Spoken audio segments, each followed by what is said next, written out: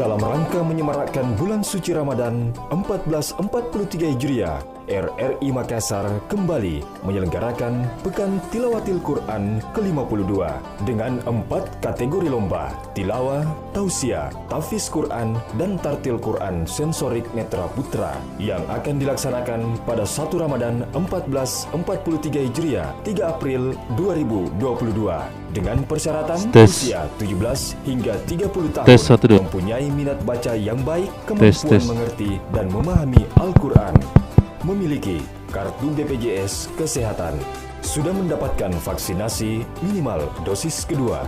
Juara terbaik 1 akan mewakili RRI Makassar ke PTQ dan RRI ke-52 tingkat nasional di Kabupaten Aceh. Sampaikan kepada peserta yang belum tampil untuk kembali ke masjid karena acara akan segera kita lanjut untuk kategori tilawah.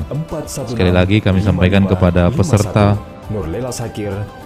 Pekan Tilawatil Quran untuk kategori tilawah, diharapkan kehadirannya di masjid untuk dilanjutkan acara lomba ini. Demikian.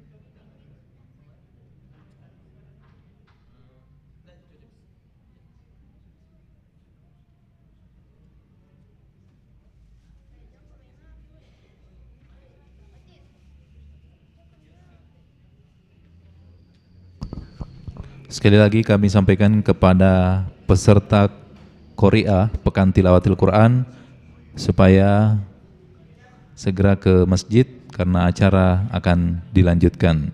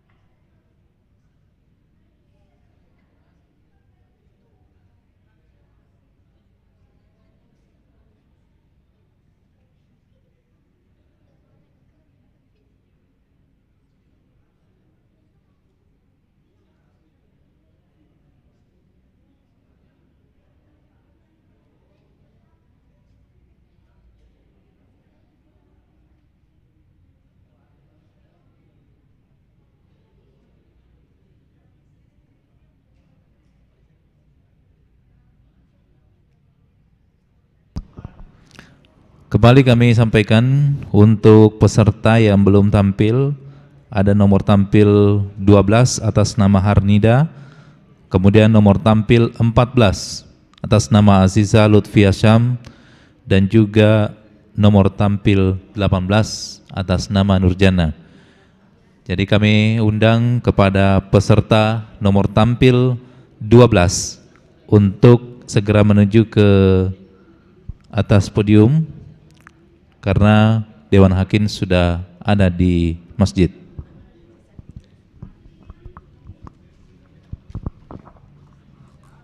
Ya, langsung saja kepada peserta nomor tampil 12 atas nama Harnida.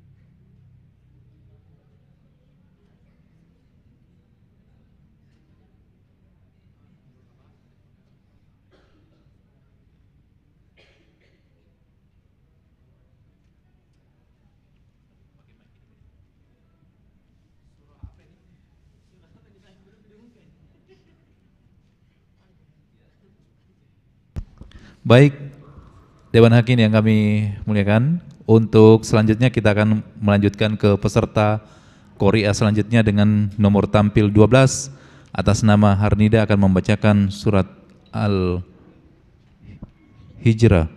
ya, Al-Hijr ayat 45.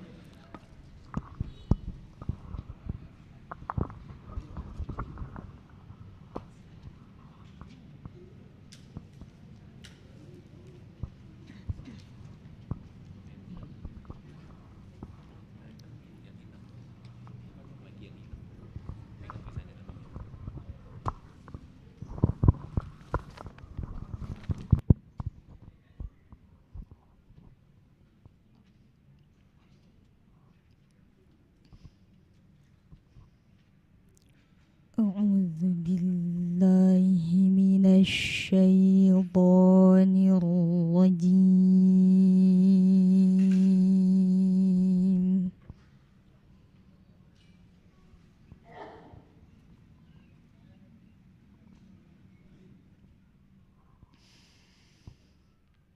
بسم الله الرحمن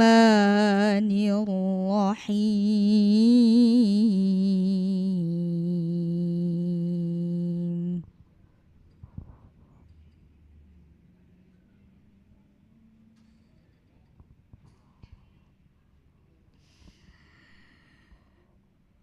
إن المتقين في جنات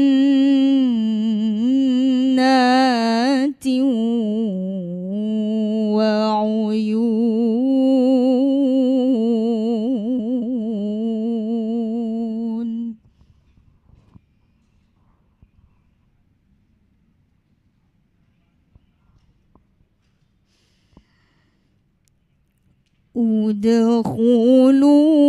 ادخلوها بسلام آمنين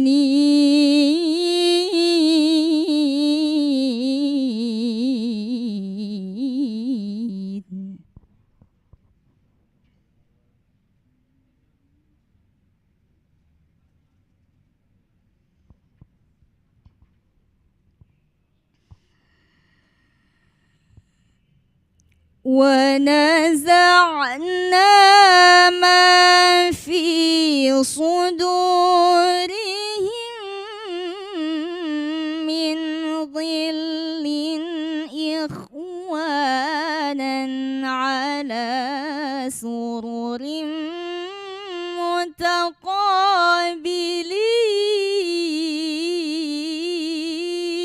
متقابلين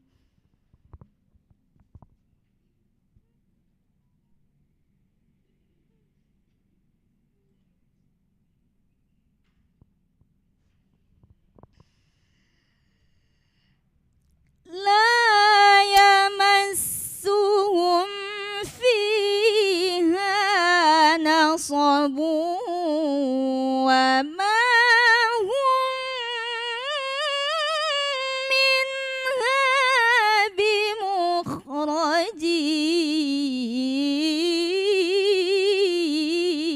بمخرجين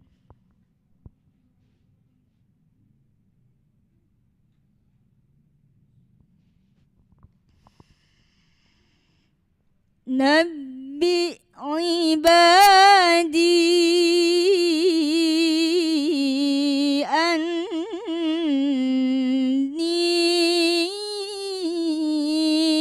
أنا الغفور الرحيم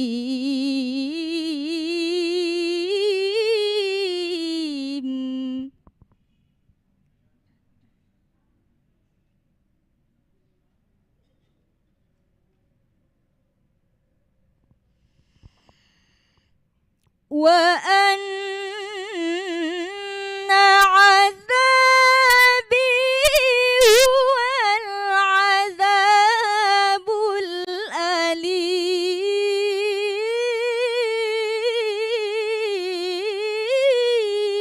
الأليم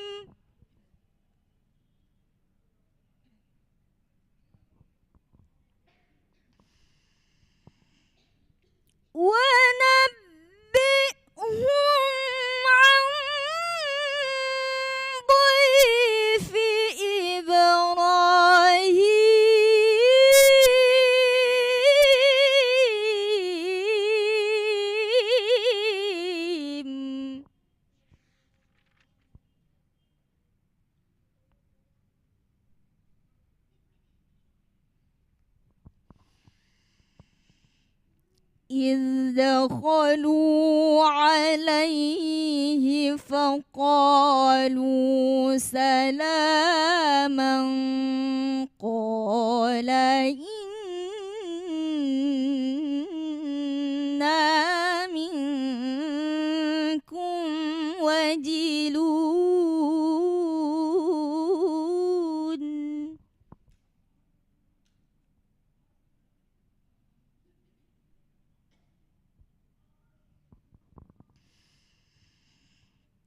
قالوا لا توجل إنا نبشرك بغلام عليم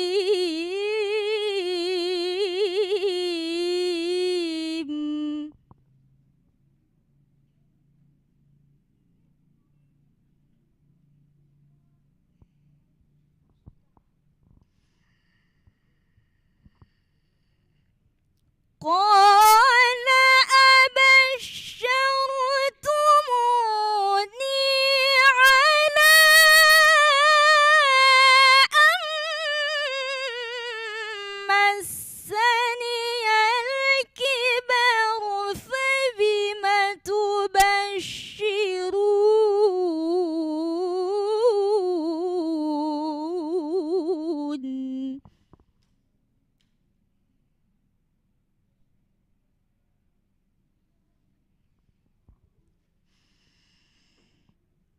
قال أبشرتموني على أن مسني الكبر فبم تبشرون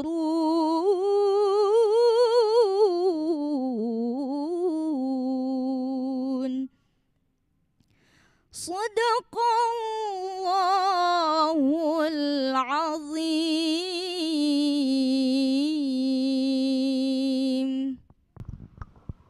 Ya, demikian telah kita menyaksikan penampilan dari nomor tampil 12 atas nama Harnida.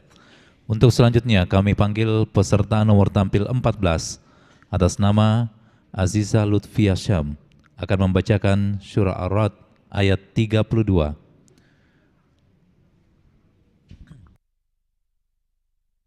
Sekali lagi kami sampaikan bahwa nomor tampil 14 atas nama Aziza Lutfia Syam akan membacakan surat Ar-Ra'd ayat 32.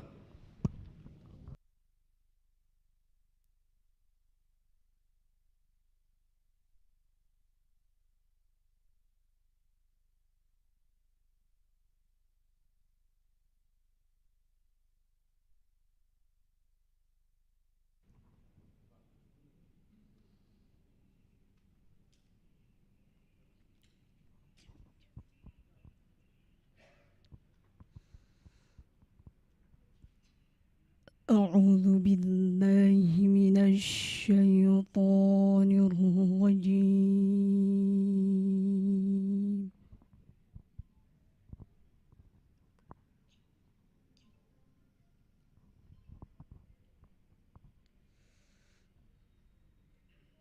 بسم الله الرحمن الرحيم.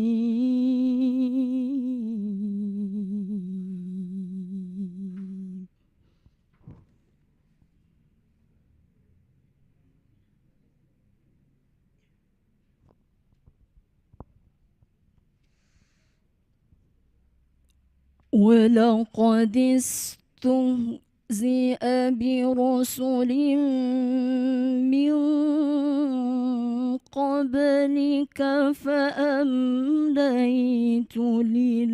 للذين كفروا ثم أخذتهم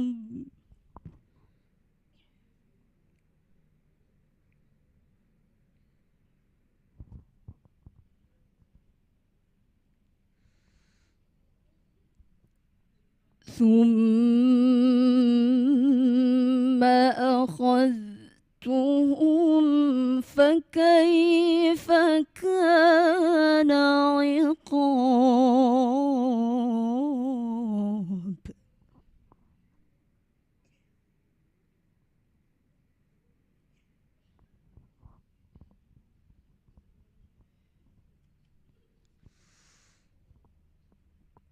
أفمن هو قائم على كل نفس بما كسبت وجعلوا لله شركاء.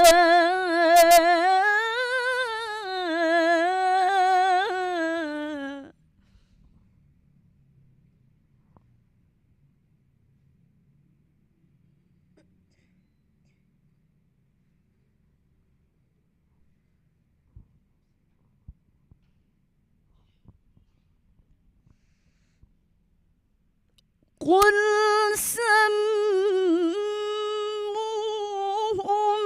أم تنبئونه بما لا يعلم في الأرض أم بظاهر من القول.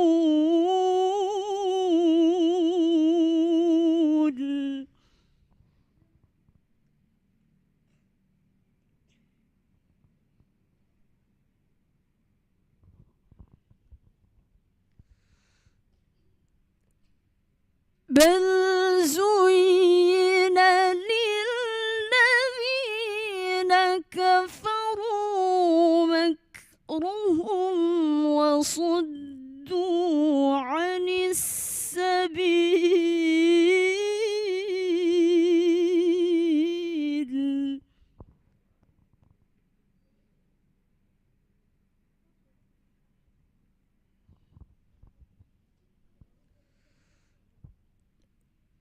ومن يضلل الله فما له من هاد.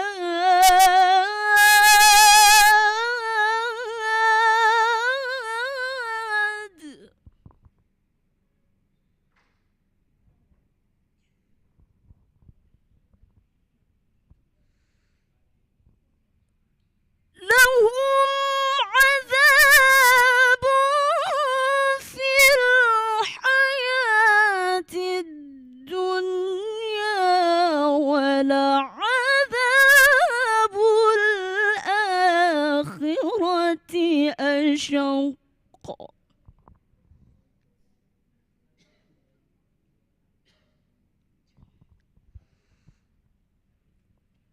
وما لهم من الله من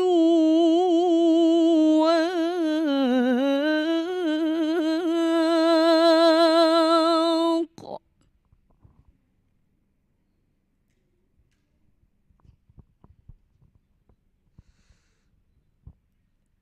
مثل الجنة التي وعد المتقون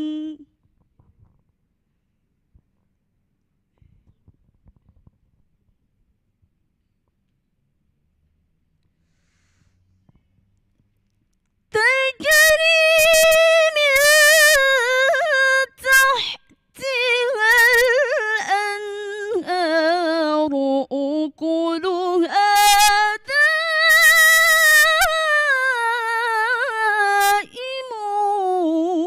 وظلها.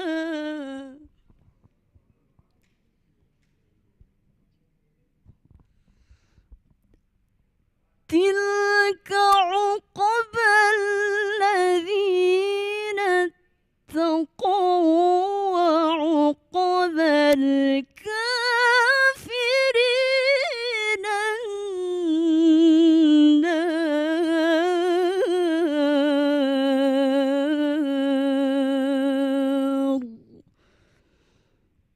صدق الله العظيم.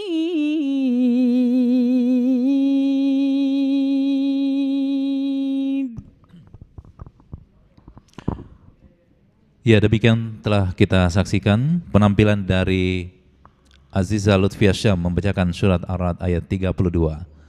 Kini kita beralih ke peserta Qori'ah terakhir dengan nomor tampil 18 atas nama Nurjana akan membacakan surat Al-Isra ayat 71. Sekali lagi, nomor tampil 18 sebagai peserta terakhir atas nama Nurjana akan membacakan surat Al-Isra ayat 71.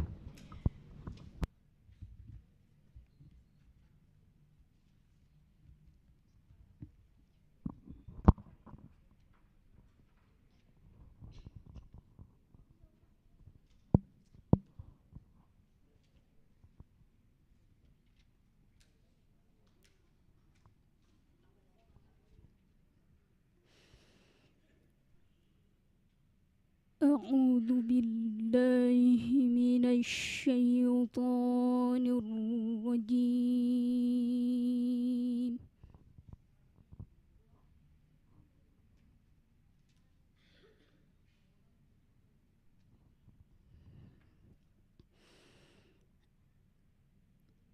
بسم الله الرحمن الرحيم.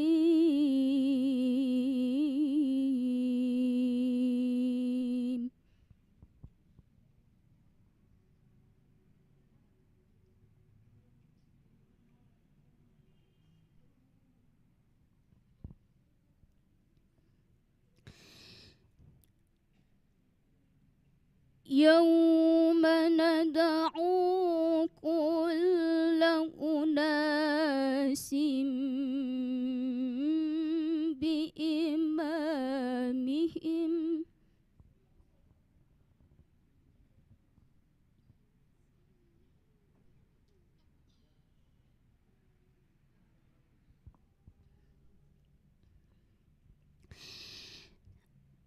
فمن أوتي كتابه بيمينه فأولئك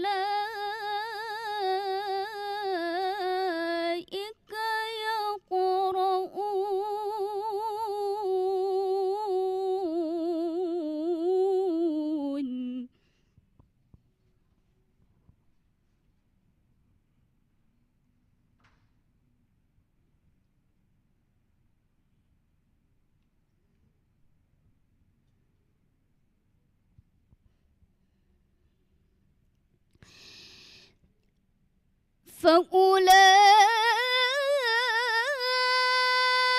فأولئك يقرؤون كتابهم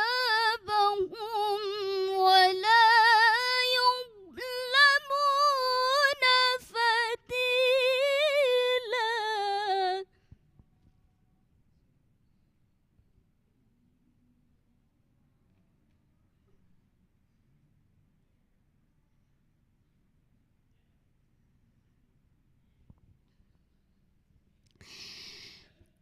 ومن كان في هذه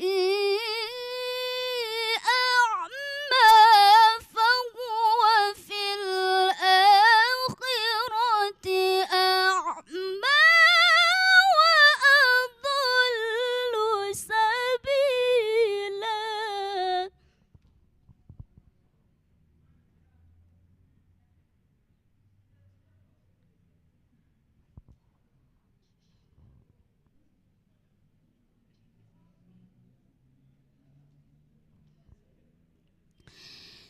وإن كادوا ليفتنونك عن الذي أوحينا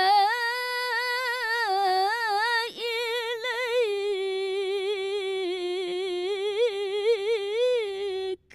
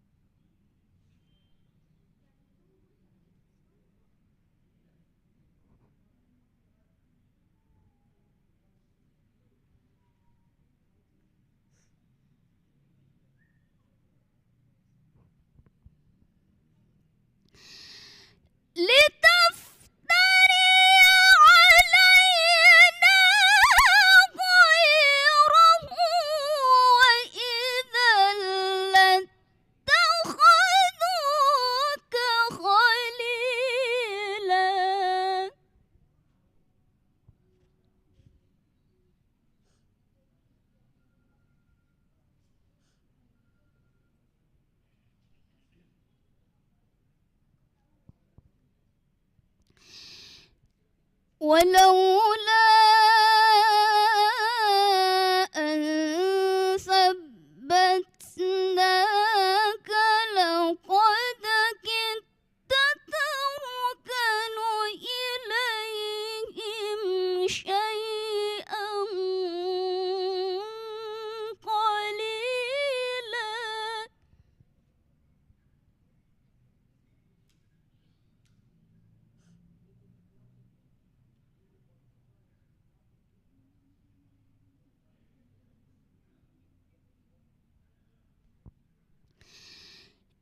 إذا لأذقناك ضعف الحياة وضعف الممات.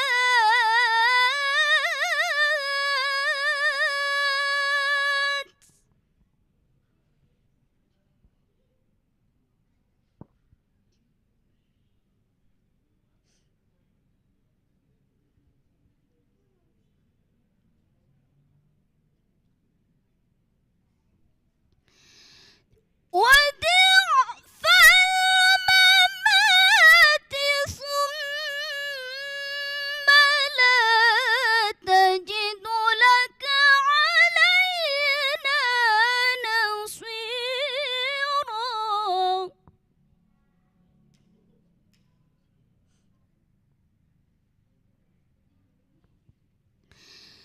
وضعف الممات ثم لا تجد لك علينا نصيرا.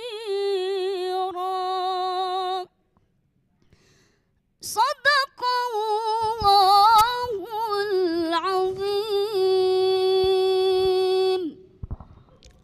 Baik hadirin dan hadirat serta pemirsa RRI yang menyaksikan perlombaan ini mengenai channel YouTube RRI Makassar. Demikian tadi penampilan terakhir dari peserta Qari'ah dengan nomor tampil 18 atas nama Nurjana telah membacakan surat Al-Isra ayat 71. Dan terima kasih kami ucapkan kepada para Dewan Hakim, ada Ustadz Muslim Bukhari, kemudian Ustadz Firman Rasa Kesai, dan juga Ustadz Baharudin SPDI MPDI. Mudah-mudahan nanti kami beri kesempatan untuk melakukan sidang untuk menentukan siapa peserta nantinya yang akan menjadi pemenang lomba ini dan nantinya akan mewakili RRI Makassar dalam hal ini membawa nama Sulawesi Selatan ke tingkat nasional untuk PT Kui di Takengon, Aceh Tengah. Demikian saya akhiri dengan ucapan wabillahi taufiq wal hidayah. Wassalamualaikum warahmatullahi wabarakatuh.